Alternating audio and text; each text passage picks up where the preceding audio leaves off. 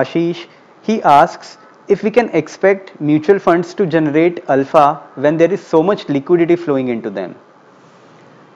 I would say that alpha affects even the benchmark.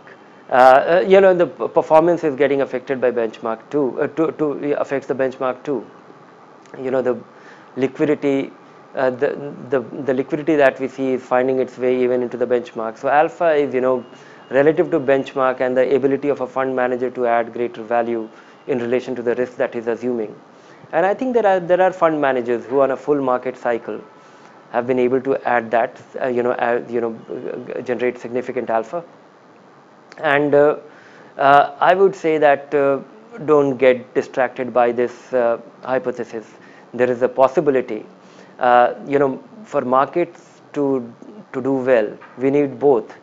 Companies should do well, and then investors should be finding, investors' money should be pouring in the market as well.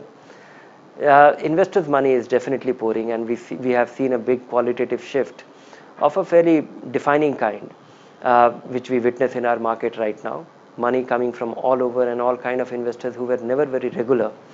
So undoubtedly, this will have a bearing. But at the same time, I would say that for individual investor, they should just be onto an investment plan.